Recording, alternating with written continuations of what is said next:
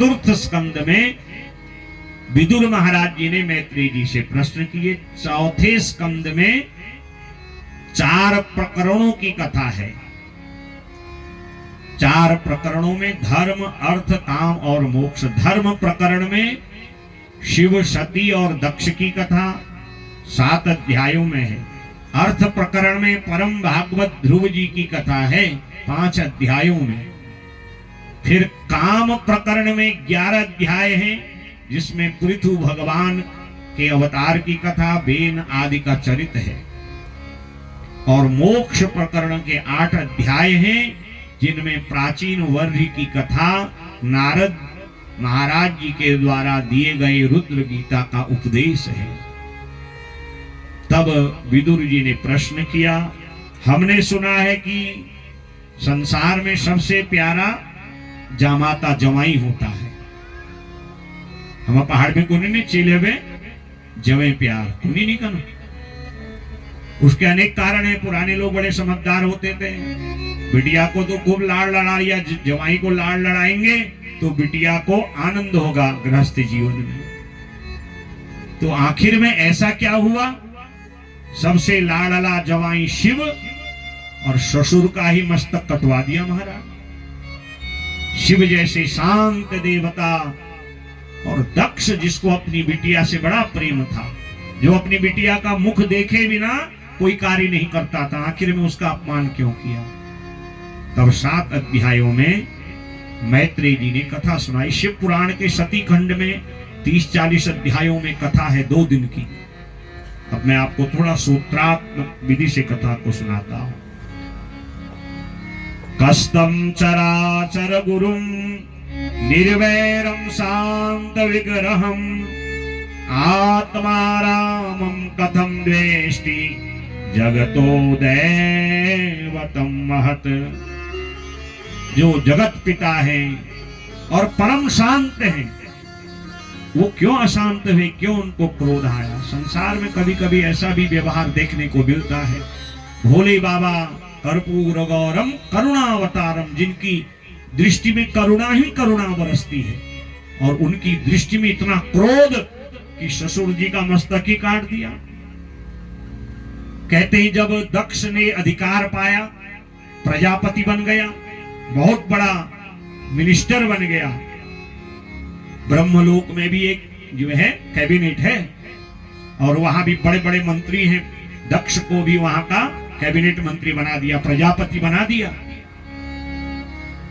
तो दक्ष कहता, पिताजी आपने मुझे प्रजापति बना का स्थान दिया है, तो मुझे क्या करना चाहिए? ब्रह्मा ने कहा, जो बड़ा व्यक्ति उतना बड़ा काम, तो संसार के कल्याणार्थ यज्ञ कर। दक्ष ने वैसा ही किया। प्रयागराज में बहुत बड़ा मंडप बनाया। ब्रह्मा, विष्णु, महेश, यम, वरुण, कुबेर, ऋषि, महर्षि, राजर्षि, ब्राह्मण, संत सबको बुलाया। भगवान शिव आए, बैठे, विचार किया, मैंने दक्ष को ये सब कुछ दिलाया। वैसे तो मेरे रिश्ते के ससुर हैं, परंतु ब्रह्मा हमारे बेटे, ब्रह्मा के बेटे, कभी कभी ऐसे भी रिश्ते हो जाते हैं। चलो देखें तो सही, इसको सब कुछ दिया, इतना बड़ा पद दिया, कहीं पद का मद तो नहीं हो गया? भगवान परीक्षण कर रहे हैं।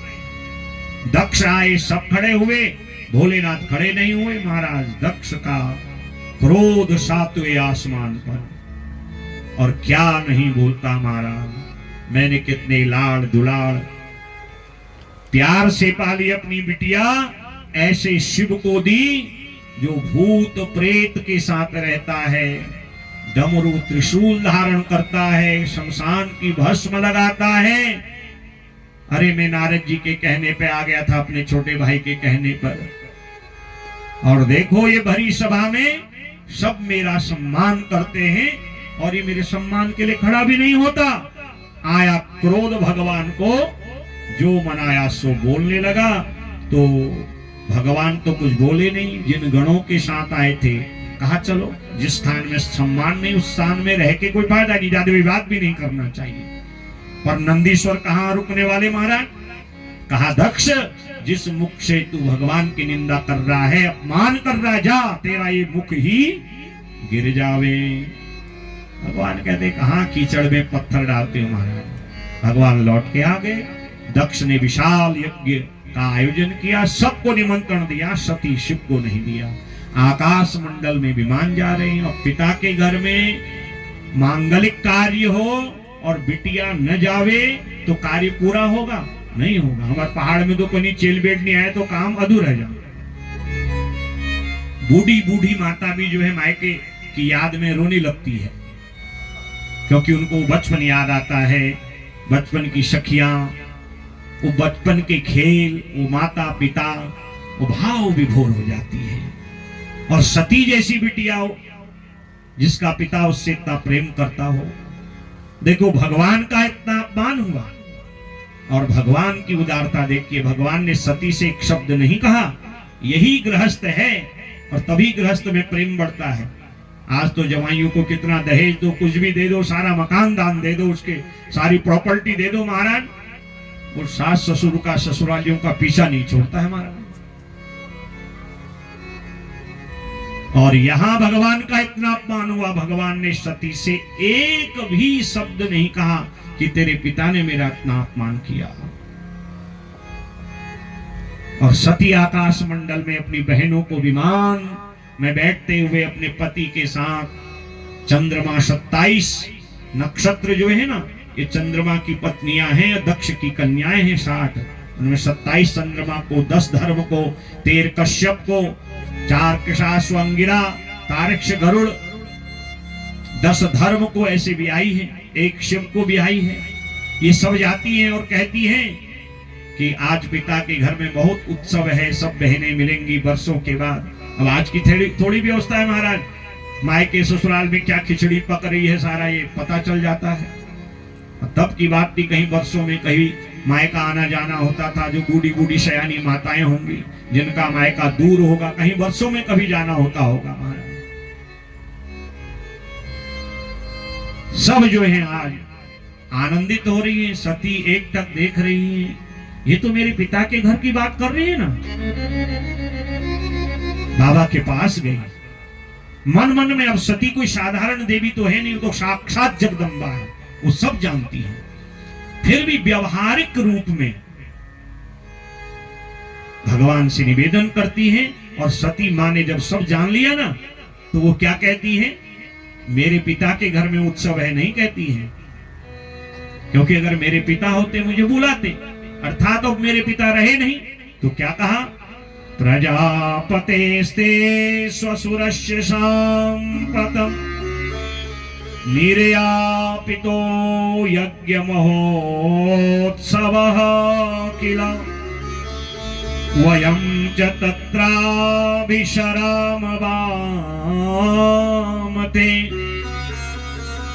यद्यर्थितामि विबुधा व्रजन्ति। आपके जो ससुर प्रजापति दक्ष है ना, मैंने अपने बहनों के मुख से, अपनी कानों से सुना है कि उनने बहुत बड़ा यज्ञ किया है। भगवान कहते हैं, हाँ सती मैं जानता हूं। आप जानते हो? हाँ महाराज जानता हूं। तो चलो ना। अरे क्यों जाओ, सबको बुलाया, हमको नहीं बुलाया। अरे नहीं नहीं, वो जो पत्र देने वाला डाकिया होगा ना, पोस्टमैन, शायद आने में देर हो गई हो, और पिता के घर में इतना बड़ा यज्ञ और हमको न बुलाए। भगवान भोलेनाथ कहते हैं, मनी मन सती तुम्हें समझाऊं तो क्या कहूं, अगर मैं कहती हूं तेरे पिता ने अपमान किया तो तुझे बहुत बुरा लगेगा। इसलिए भगवान ने कहीं सती का प्रेम कम न हो जाए, गृहस्थ में खटपट न हो जाए। और यही होना भी चाहिए, पति पत्नी में इतना प्रेम होना चाहिए, मायके वाले कुछ कहें, ससुराल वाले कुछ कहें, अपने व्यवहार से कहीं कमी न हो, अपने व्यवहार से किसी को प्रत्युत्तर भी न हो, अपने व्यवहार से किसी की आत्मा न दुखे, ऐसा काम करिए। दुनिया वाले कहते रहते हैं, ये तो कहते रहते, दुनिया की रीत है, और कहते आते हैं, कहते चले जाते हैं। अब भगवान यही बात कहते हैं, अगर मैं कहूं तो इनको दुख होगा और हमारे गृहस्थ का प्रेम कम होगा। भगवान कहते हैं तो ऐसे कैसे जाएं बिना बुलाए। तो सती तुम क्यों जाना चाहती हो?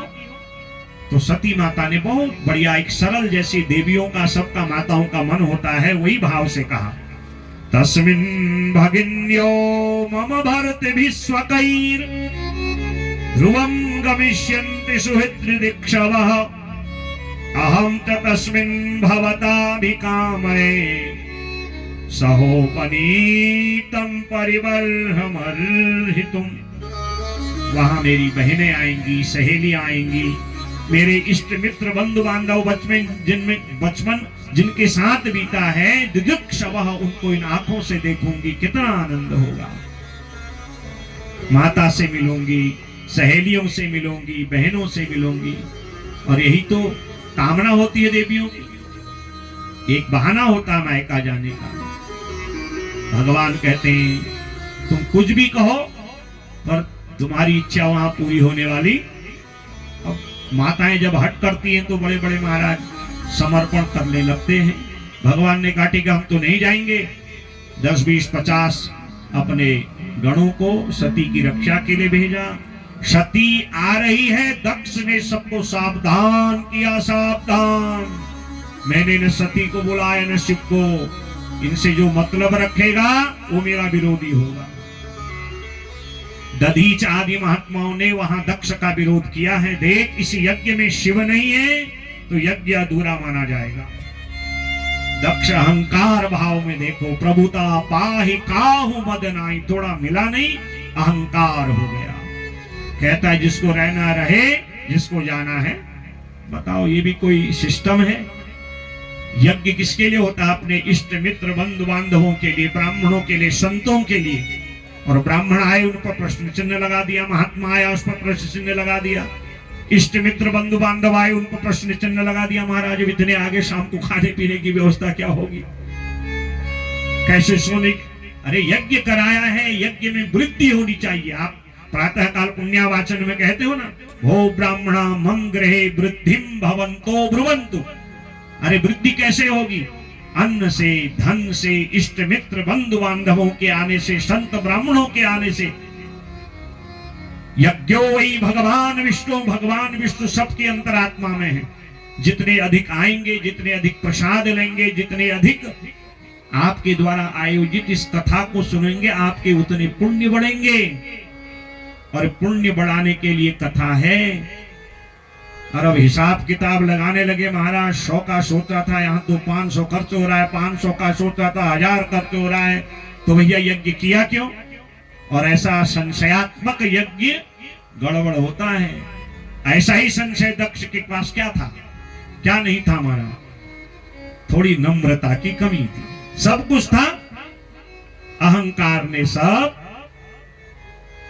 सावधान, मैंने बुलाया नहीं है इसको। जैसे ही सती आई, जिस जिसको प्रणाम करती सब मुख फेर लेते। दक्ष सबको आंख दिखाता है। दक्ष सती के मन में विचार, आखिर में ऐसा क्यों? जो पिता दूर से ही गले लगाता था, प्रसन्नता व्यक्त करता था, आखिर में इतना विरोधी कैसे हो गया? अब मां है, वो कैसे अपने आप को रोके? भले ही एक मिली माता, भगनी मिली बहुत मुस्काता।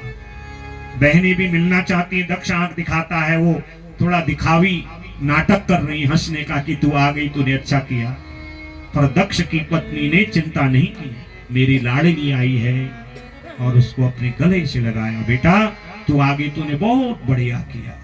हमारे जामाता शिव ठीक है ना? सती ने ये सब जब देखा, दत्तां सपर्यां वरमासनं सा नादत्त पित्रा प्रतिनंदिता सती अरुद्रभागं तमवेक्ष्य चाध्वरम् पित्रा च देवे कृतहेलनं विभो।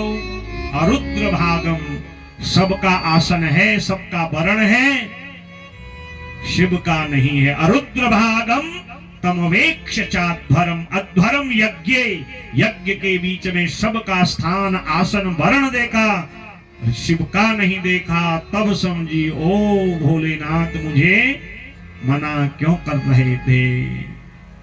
पति निकाले तो पिता शरण दे, और जिसको पति और पिता दोनों त्याग दे, उसकी क्या शरण हो?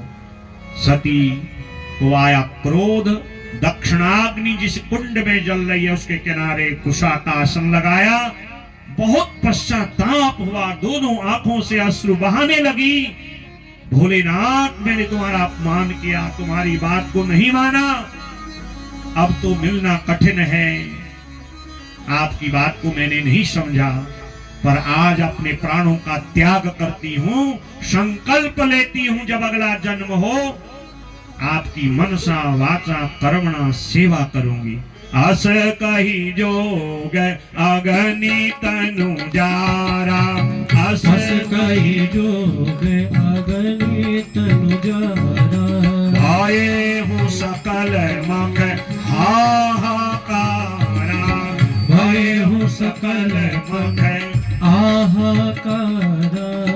सती मरत हरिशन बरु मागा, सती मरत हरि सन बरु मागा। जन्म जन्म शिव पद अनुरागा, जन्म जन्म शिव पद अनुरागा। तेहि कारण हिमगिरी गृह जाई, तेहि कारण हिमगिरि गृह जाई। जनमी पार्वती तनु पाई, जननी पार्वती तनु पाई। अस कहीं जोग अगनी तनु जारा। भोलेनाथ के चरणारविंद का ध्यान किया, प्राण अपान वायु को हृदय में स्थिर किया और अपने प्राणों का त्याग कर दिया। बोले माता सती की जय हो। शिव के गण यज्ञ में विध्वंस करने लगे। किस दक्ष के यज्ञ में मां का शरीर शांत हुआ। दक्ष ने कहा, पकड़ो इन शिव गणों को, खूब मारो। शिवगण भाग के आए, भोलेनाथ को सब कुछ निवेदित किए। दक्षम समत्यम जहिमत भटानाम त्वमग्रणी रुद्र भटां शकोबे। शिव ने जब सुना, आया क्रोध, हाथ में त्रिशूल और डमरू और भयंकर तांडव कर दिया। जटाटवी गलज्ज्वल प्रवाह पावितस्थले गलेवलंबि निनाद वर्णमर्वय चकार चंडतांडवम्। जटाकटाह सप्रमं भ्रमं निलिम्प निर्जरी विलोल वीचिवल्लरी विराजमान मूर्धनि। धगत् धगत् धगत् ज्वलल्ललाट पट्टपावके किशोर चंद्रशेखरे रति प्रतिक्षणं मम। रति प्रतिक्षणं मम, रति प्रतिक्षणं। भोलेनाथ दो ही स्थिति में तांडव करते हैं। या रावण जैसा भक्त गाए तब आनंदित होकर नाचते हैं, और जब कोई उत्पाती उत्पात करे उसका अंत करने के लिए तांडव करते हैं। तांडव करते करते मस्तक से जटा पटकी, पर्वताकार वीरभद्र को प्रकट किया। बोले वीरभद्र भगवान की जय हो। वीरभद्र कहते, प्रभु क्या करना है, जाओ मेरे ससुर के यज्ञ का विध्वंस कर दो। जो भी मिले, मेरा ससुर भी मिले ना, उसकी भी गर्दन मरोड़ देना, किसी को मत छोड़ना। देवी देवता सुर असुर जो भी मिले, हजारों गणों को लेके गए। चलसी महामुनि गर्जसी भारी, पृथ्वी हिलने लगी। दक्ष के यज्ञ के जितने सदस्य हाहाकार करने लगे, भागने लगे। दक्ष कहता, कहां जाते हो, वरण दिया है तुमको। जैसे ही वीरभद्र मुख्य द्वार पर पहुंचे, भृगु महाराज कहने लगे, हम रोकेंगे इनको। मंत्र पढ़ते हैं। वीरभद्र को आया क्रोध, खींची दाढ़ी, सारी दाढ़ी के बाल गायब, दो चार छोड़ दिए। भागे भृगु महाराज। पूषा देवता आए, हम बचाएंगे जजमान को। पूषा के मुख में मारा, भूषा सारे दांत तोड़ दिए। दंतान कालिंगस्य था बलः, सारे दांत तोड़ दिए।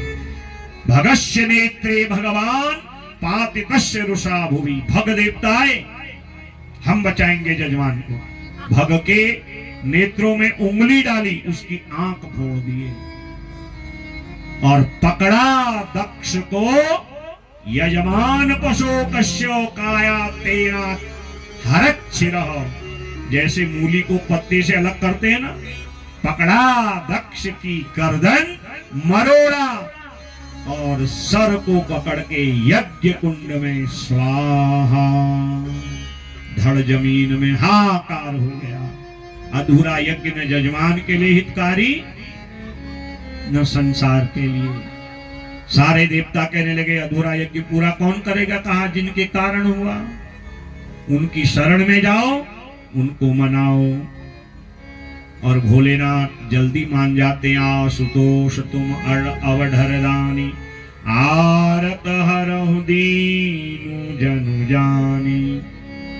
सब गए और भोलेनाथ की बड़ी सुंदर स्तुति करी। आज भोलेनाथ का ही दिन है ना, सोमवार है, कितनी बढ़िया दिन है। और सोमवार के दिन भोलेनाथ की कथा और उनकी स्तुति। भोलानाथ से निराला कोई और नहीं, शंभोनाथ से निराला, भोलानाथ से निराला कोई और नहीं। भोलेनाथ से निराला कोई और नहीं, कोई और नहीं, कोई और नहीं, कोई और नहीं, कोई और नहीं। गौरीनाथ से निराला, शंभो नाथ से निराला कोई और नहीं। भोलेनाथ से निराला कोई और नहीं। दोनों हाथ से मीठी मीठी ताली भोले बाबा के लिए। शीघ्र ही प्रसन्न होंगे नाथ। हर हर महादेव।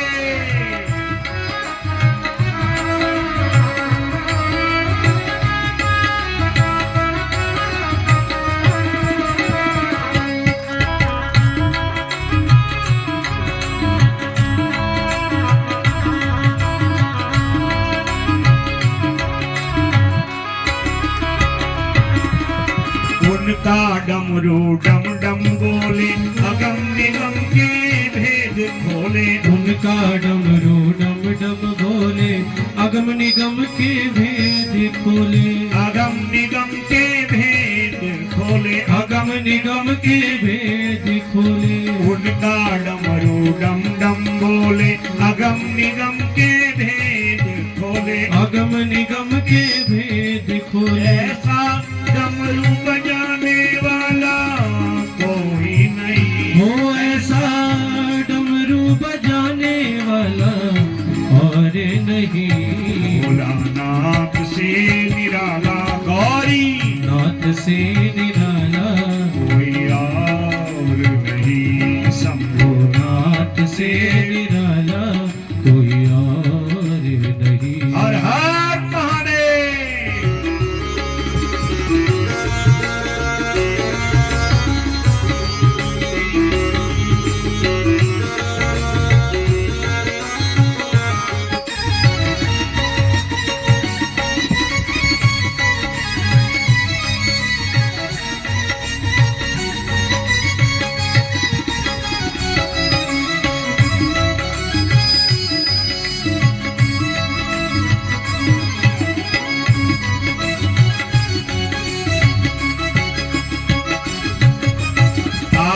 जब जब करवट बदले, पाप चमकते अगले पिछले। काया जब जब करवट बदले, पाप चमकते अगले पिछले। पाप चमकते अगले पिछले, पाप चमकते अगले पिछले। काया जब जब करवट बदले, पाप चमकते अगले पिछले। पाप चमकते अगले अब पिछले। तो मुझको बचाने वाला कोई नहीं, हो अब तो मुझको बचाने वाला और नहीं।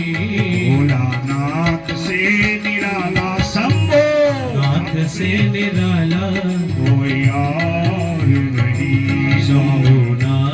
से निराला कोई और नहीं। हर हर महादेव।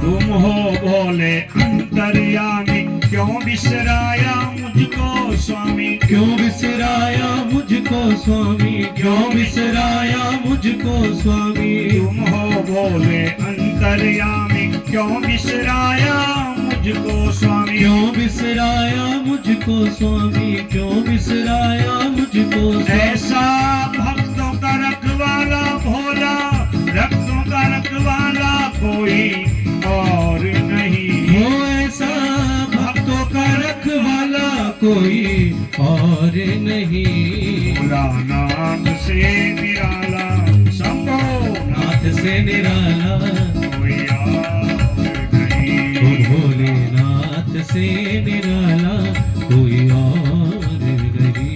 कोई और नहीं। वो कोई और नहीं। बोले भोलेनाथ महादेव की जय हो, यागेश्वर महादेव की जय हो, वृद्ध यागेश्वर महादेव की जय हो। हर हर हर महा। भोलेनाथ की स्तुति करी। आशुतोष तुम अवडरधानी। वेद कहते हैं आसु शिशानो न भीमो, जो शीघ्र प्रसन्न हो जाए वो है भोलेनाथ। माघ के महीना ठंडा पानी चढ़ाओ, जेठ बैसाख में चढ़ाओ। ये नहीं कहते कि जेठ में ही चढ़ा, माघ के ठंड में क्यों चढ़ाता है। जब चढ़ाओ प्रसन्न हो जाते हैं। कहा क्या करना है, हमारा यज्ञ पूरा करना। चलिए सब हरिद्वार में आए। कनखल पे दक्ष का धड़ लाया गया। भगवान कहते जजमान को लाओ तभी तो यज्ञ होगा। महाराज ये जजमान कहा कोई चिंता नहीं, मैं अपनी ससुर जी की नस जानता हूं। हर जवाई अपने ससुर की नस जानता है, और मेरी ससुर जी की नस में एक चीज धड़कती थी और वो थी मैं कौन कहता है?